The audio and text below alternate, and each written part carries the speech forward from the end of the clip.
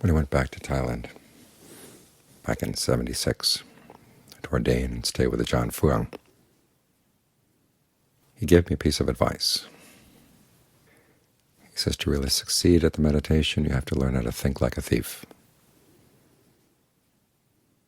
Not that you're going to break the precepts, but think about how a thief is going to steal something from someone's house. You don't go up to the front door and knock on it and say, when are you going to be away? Where do you keep your valuables? You'll never get to steal anything that way. You have to watch, quietly. Case the joint. Notice when they tend to be away, when they tend to stay at home, and what signals let you know that the valuables are kept here, in which part of the house.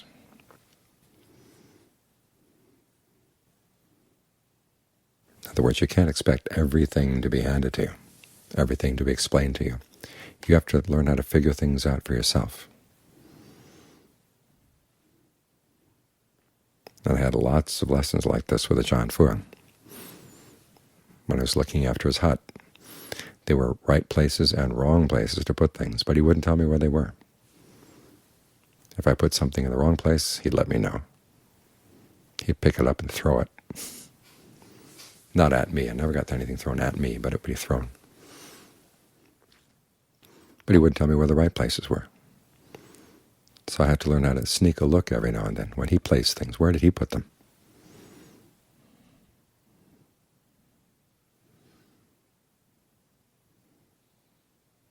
Or he'd tell me to do something and not explain how it was done. It was up to me to figure it out.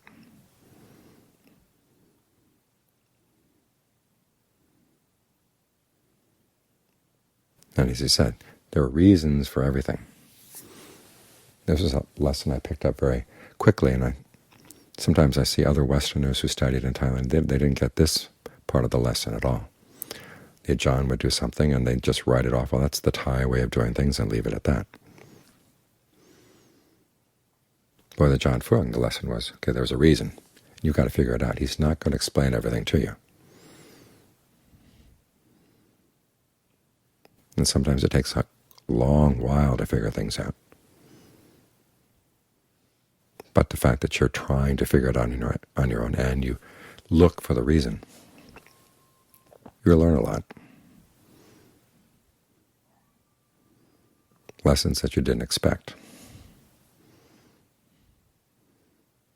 It's not that he didn't explain anything at all. There were times he would take pity on me. After all, I was raised in a culture that was not Buddhist, and some things that he had taken for granted, he began to realize that were missing in my background, so he'd explain them.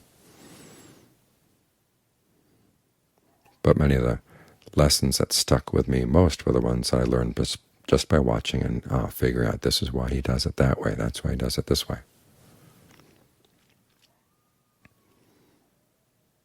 You develop your own powers of observation, and you learn how to make yourself a good judge of your observations. It's not that you just come to a conclusion and wrap it up and say, okay, that's taken care of. Sometimes you have to open the case again. And that requires that you get really still and try to look at things from many different angles. All of these are talents you're going to need in the meditation. After all, not everything is explained. Sometimes you'll hear of different meditation methods where they've got everything all laid out, and they say it's all very scientific because everything is explained and mapped out. But that's grade school science. Real science is when you experiment. And you pose questions, and you have to learn how to pose the question. There was a professor at a Thai university where I was teaching. He'd come back to the States. He'd gotten his master's here, and now he was going to come back to the States and get a PhD. And he wrote to an American professor staying there at the same university and asked him what would be a good topic for his PhD thesis. And the American professor was really upset. He said, look, it's up to you to figure out what a good question is. That's a large part of what it means to be knowledgeable. And it's the same in the practice. You've got to figure out what are the good questions, and then how would you answer them.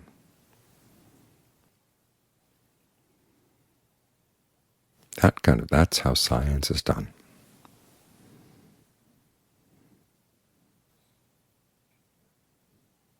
And so when you're meditating, there are parts that are all explained, how to do this, how to do that, much more than there were when Ajahn Fuang was starting out,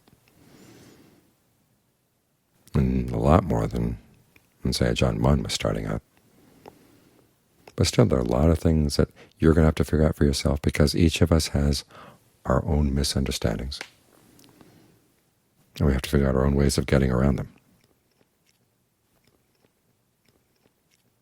And there's no step-by-step method for this, aside from reminding you, okay, you've got to notice when things are not working and figure out what's going on wrong. Experiment for a bit to see what's going to work. Because there are a lot of problems that come up in the meditation, and the teacher's not going to be there. And if you're used to having everything handed to you on a platter, you're going to be sitting there waiting. When is the platter going to come? And it's not going to come. You've got to go down to the kitchen, fix your own food. And if there's no food in the kitchen, you've got to go out and grow it.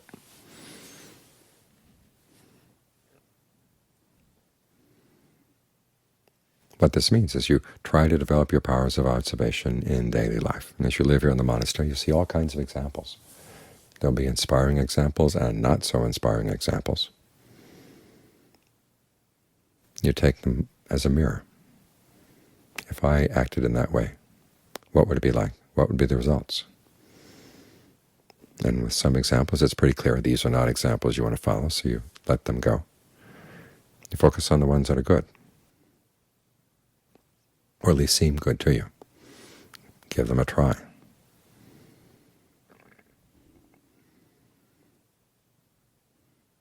It starts with everything. All the things we do around the monastery are opportunities to learn how to be skillful, learn how to be observant. Even simple things like putting things away.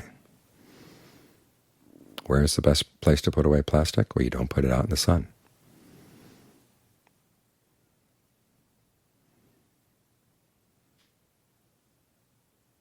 Where's the best way to arrange things? Well, you look around, see how things are well arranged and not so well arranged, and you think about it.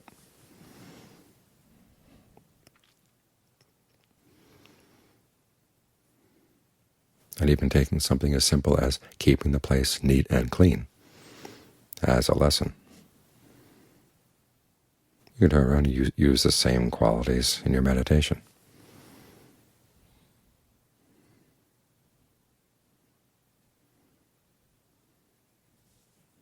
So you have to be observant. As Ajahn Lee once said, when you live in a monastery, make your eyes as big as the monastery. Probably that refers to simply the fact that there's work to be done, and notice where the work needs to be done. But also notice what lessons there are in doing that work. Looking for lessons that you can turn around and then apply to your own mind. Where do you think Ajahn Lee got his ability to teach in analogies? He was constantly comparing. The way his mind was the way with the way things are outside. When something's well done outside, can you take that lesson and apply it into your mind?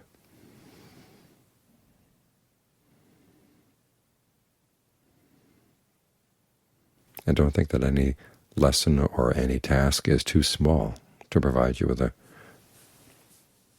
useful Dharma lesson.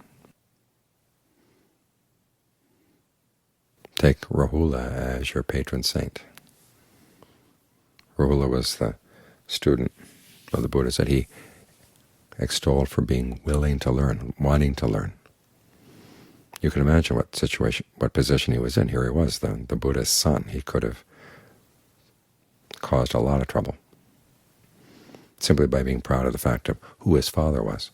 We do have that example of Channa, who had been the Buddha's charioteer. He was really, really difficult. But Rahula wasn't like that at all. He was willing to listen to lessons given to him by any of the monks.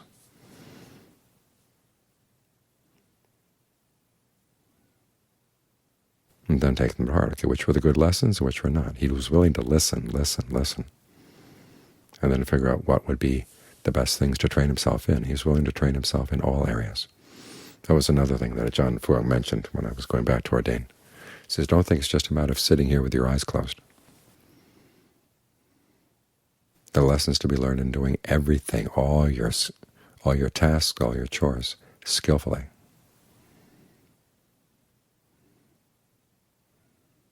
This is an all-around training. One of the words they use for people who take the Buddha's teachings and then awaken is anubhuta. Literally means following the Buddha. And it's not just a matter of following the words or following the instructions. You follow his example. He posed questions to himself. The way I'm doing this, are these the results I want? Are they good enough? If they're not good enough, well, how can I change my activities to make them better? He was looking at things from all sides.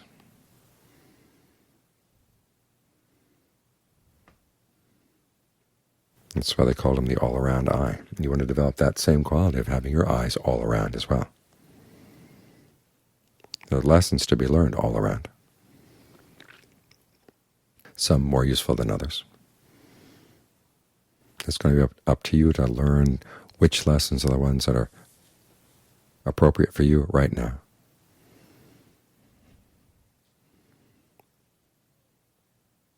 But don't make an issue of where they come from. There are lessons to be learned from everybody. There are good examples and there are bad examples.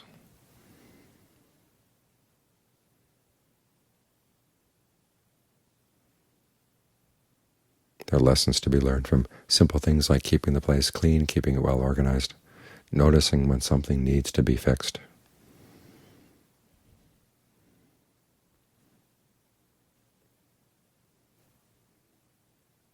Noticing when someone is lacking something, what you might be able to do to help fill up the lack. Be alive to these lessons, because then you can turn around and apply them in training your mind.